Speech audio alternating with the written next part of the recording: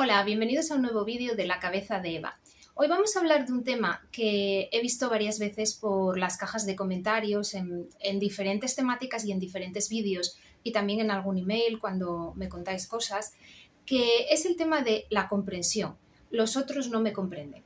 Esta sensación yo creo que es algo que todos hemos tenido, todos nosotros en algún momento, por supuesto todas las personas, no solo las personas con altas capacidades.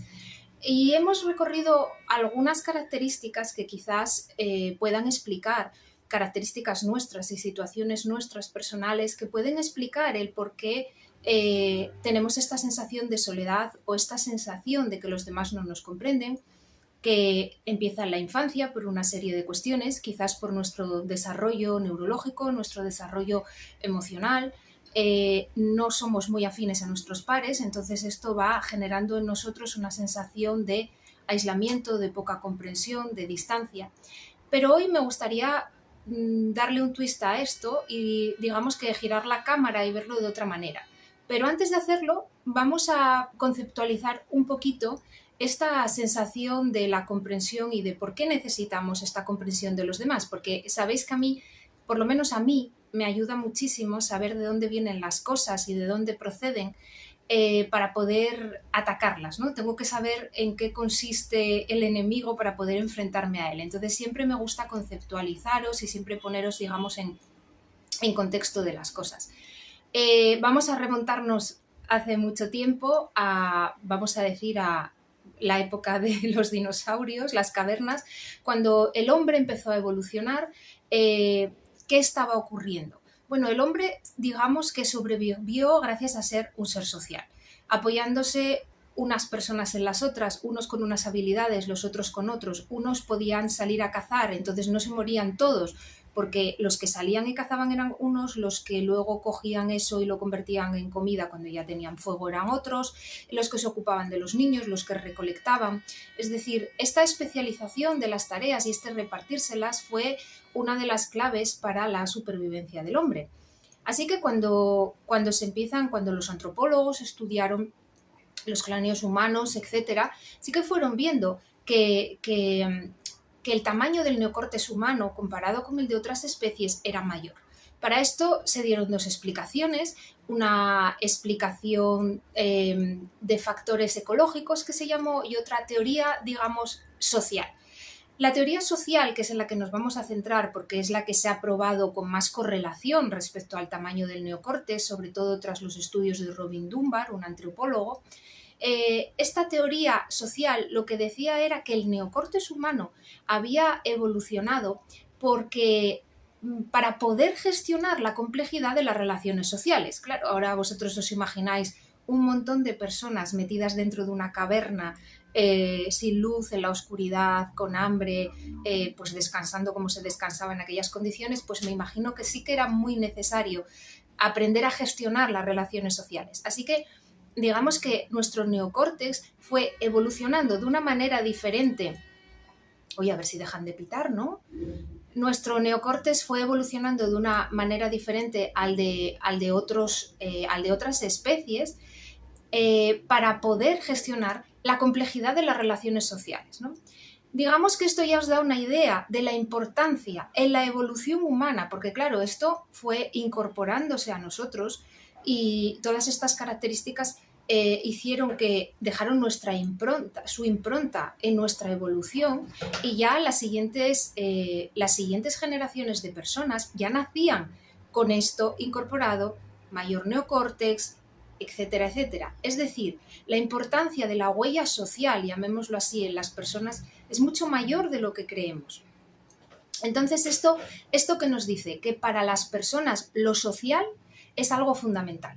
Creo que es algo que todos tenemos claro, pero creo que no tenemos interiorizado lo importante que es muchísimo más de lo que a lo mejor nosotros pensamos, ¿no? Entonces, ¿por qué la importancia de lo social en las personas?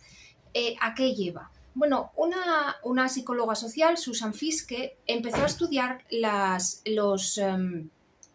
digamos, los motivos sociales de las personas, ¿no? cuáles eran los motivos o las motivaciones que nos movían a las personas desde el punto de vista social. Y llegó a 5 motivos sociales.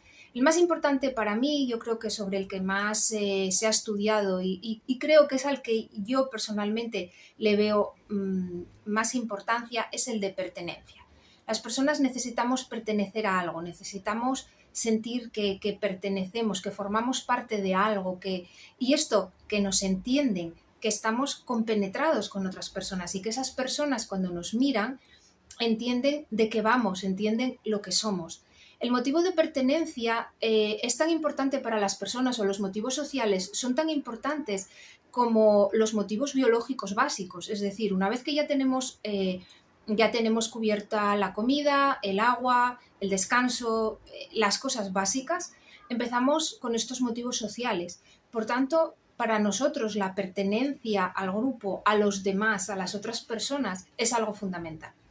Esto os lo cuento porque, como os decía, es importante que entendamos de dónde viene esta angustia vital que nos entra cuando los demás no nos entienden o cuando no nos conseguimos sentir parte del colectivo o del grupo. Es algo que nos afecta muchísimo y quería explicaros que es algo que tiene un componente biológico, que no es algo baladí, no es algo que yo me esté inventando, que yo me levante un día y diga, jo, es que los demás no me entienden. No, es algo mucho más profundo que eso, que está arraigado en nosotros ya biológicamente desde el origen casi de los tiempos. Esto, digamos, que forma parte ya de nuestro autoconcepto. El autoconcepto es lo que yo pienso de mí, lo que yo sé de mí, qué concepto tengo de mí. Y este autoconcepto va luego a formar parte también va a formar parte de la autoestima.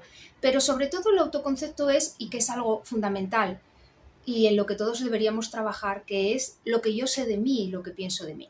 Hay una teoría que es la de la identidad social de Teufel, que todas estas teorías luego las dejaré escritas por aquí en alguna parte en la edición, y si queréis leerlas o profundizar más en ello, os las dejo. La teoría de la identidad social de Teufel nos dice que nosotros forjamos nuestra identidad en base al colectivo en el que nos incorporamos, ¿no? Es decir, yo formo parte de un grupo de catequistas, por tanto soy una persona religiosa. Es un paso más allá de la identidad individual de soy empático, soy bueno o soy malo, ¿no? Es esa identidad que saco del grupo al que pertenezco. Luego también hay otra teoría, que es la teoría de la autopercepción, que dice que al igual que nosotros, observando el comportamiento de los demás, inferimos cómo son esas personas. Es decir, si yo veo que una persona se ocupa de un perro abandonado, infiero que esa persona es una persona buena. Es decir, saco una conclusión sobre cómo es a raíz de su comportamiento. Bueno, pues la teoría de la autopercepción nos dice que eso también lo hacemos nosotros con nosotros mismos.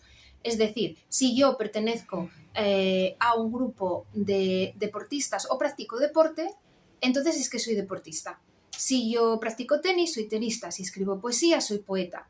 Entonces, para que veáis, lo social es enormemente importante para nosotros y es algo que nos determina mucho más de lo que nosotros pensamos. Es decir, cuando pensamos en lo social, a lo mejor pensamos, estoy disgustado porque no tengo amigos en este momento para salir, o porque querría ir a tomar un café con alguien y no tengo con quién. Y entonces te racionalizas a ti mismo y dices, bueno, hombre, tampoco pasa nada, puedo estar conmigo mismo, ¿qué más da? Ya haré amigos, o soy una persona introvertida, o no me relaciono bien. Pero le quitamos importancia a esa sensación interior, a esa, llamemos, pulsión. Y tiene mucha importancia porque, como veis, es algo tan arraigado en nosotros y en nuestra biología y en nuestra humanidad como pueden ser otras cosas, ¿no? Entonces, toda esta contextualización os la he puesto para que veáis que cuando nos lamentamos del no me comprenden, no me entienden o no me relaciono bien, es un lamento que es profundo y que es importante para nosotros. Quiero decir que no es una cosa superficial, frívola o pequeña. No, es algo que digamos que es una necesidad que las personas tenemos que cubrir y en la que nos tenemos que esforzar, por tanto. De ahí que Ya hablamos en este canal varias veces sobre la socialización, cómo mejorarla y cómo relacionarnos con los otros, porque es importante, porque de los otros sacamos autoestima y sacamos también nuestra posición en el mundo. Como veis, nos definimos, o nuestro autoconcepto también se define comparándonos con los demás o viéndonos inmersos en un grupo o en lo social. Por tanto, el hecho de que yo aspire a sentirme comprendido por otros es importante. Tras esta contextualización, entonces ahora es cuando voy a girar la cámara, metafóricamente, y vamos a darle un giro a esto. Cuando nosotros hablamos de los demás no me comprenden, hoy el giro que quiero hacer es la siguiente pregunta. ¿Y tú te comprendes? Porque claro, siempre aspiramos a que los demás nos comprendan, nos entiendan o nos descifren como si fuéramos un enigma o un acróstico. A veces esperamos que los demás sean los que nos expliquen a nosotros cómo somos, porque a veces, y en muchas de las ocasiones, nosotros no sabemos cómo somos. Y ahí es donde radica el problema, y esta es la gran pregunta que yo os quiero dejar aquí y el trabajo que os quiero dejar aquí hoy, que es, ¿y tú? ¿Y tú te comprendes a ti mismo? ¿Y tú sabes cómo eres? Entonces, ¿cómo realizamos este camino? Claro, este camino lo realizamos mediante la introspección. Tenemos que hacer el camino contrario al que estamos haciendo todo el día, que es hacia afuera o de inputs del exterior hacia adentro. Si os dais cuenta, estamos continuamente ahora bombardeados por cosas del exterior y dedicamos muy poco tiempo a la reflexión y a pensar, a sentarnos en una silla y pensar. Antes la vida nos daba espacios de pensamiento, porque imaginaos, antes cuando estábamos esperando el autobús, nos sentábamos en una parada de autobús y pensábamos. Inevitablemente pensábamos, porque generalmente estábamos solos, no estábamos acompañados y pasaban unos minutos hasta que llegaba. Y eso nos daba oportunidad de pensar. Según la persona, las reflexiones podían ser más, menos, más profundas, menos, más largas, más cortas, pero desde luego nos daba tiempo a pensar. Ahora esto no lo hacemos, porque cuando nos sentamos en la parada del autobús, generalmente sacamos el móvil y nos ponemos a mirar. Y lo que miramos son inputs de los otros hacia nosotros. Y ya no reflexionamos sobre nada, nos dejamos llevar por esa marea de cosas. Entonces, debemos dedicar tiempo a pensar y tiempo a la introspección. La introspección para saber cómo somos. A mí me ocurría mucho que yo siempre pensaba que los demás no me entendían, y es verdad que no me entendían, porque cuando yo iba creciendo, debido a un mayor cociente intelectual, a un sistema nervioso activo, a mayores intereses, a una necesidad de aprendizaje grande, pues a un montón de cosas, yo no me parecía a la mayoría de personas de mi edad. Y por tanto no encontraba puntos en común con ellos, y eso, como os decía antes, te hacía sentir solo, te hacía sentir diferente y te hacía sentir distante. Hoy en día a lo mejor se supone que es más sencillo porque, por ejemplo, es un ejemplo, si a mí me gusta el mundo del Señor de los Anillos, se supone que yo ahora puedo entrar en una comunidad de personas a las que les gusta el Señor de los Anillos por internet y buscarla y ponerme a hablar con ellos. Pero a lo mejor sucede que mi interés en el Señor de los Anillos no es tan enorme, ni quiero, por mi sentido de la independencia o mi individualismo, a lo mejor tampoco tengo esta necesidad tan enorme de pasarme el día entero hablando del Señor de los Anillos o llevarlo al extremo de tener conocimientos exhaustivos sobre este mundo, ¿no? Entonces, a lo mejor ese punto entre el aquí y allí no era sencillo cuando yo estaba creciendo, ni es sencillo ahora, ¿no? Entonces todo esto te hace sentir incomprendido y te hace sentir solo.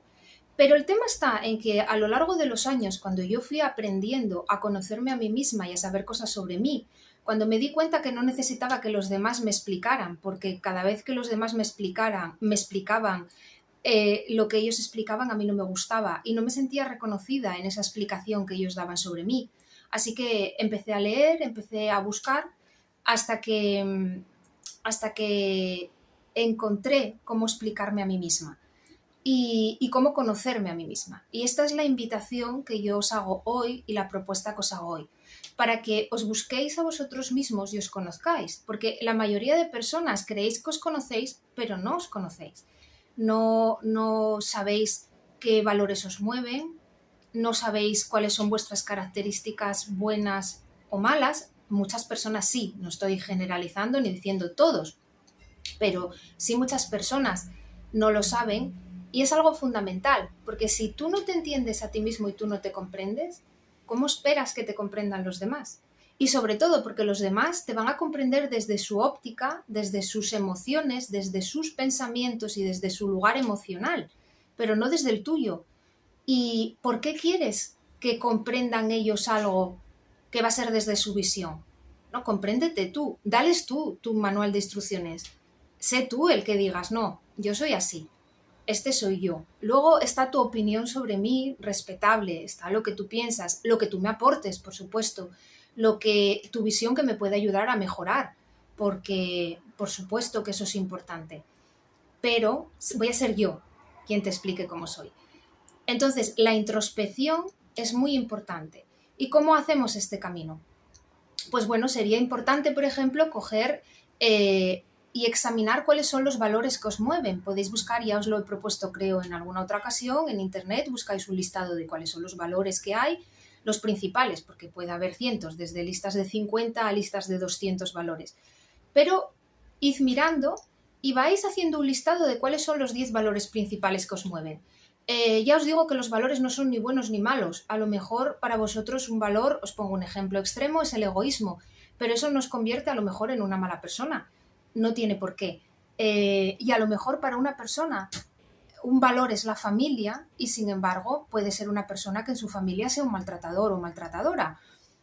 Porque el valor no determina lo que haces con él, ni cómo lo llevas a la práctica. Entonces, no os pongáis restricciones a la hora de ver cuáles son vuestros valores y vayáis siempre buscando la bondad, la generosidad, el amor a la humanidad, la ecología. No, esto es para vosotros, nadie lo va a leer, así que realmente haced un trabajo honesto de ver cuáles son vuestros valores realmente.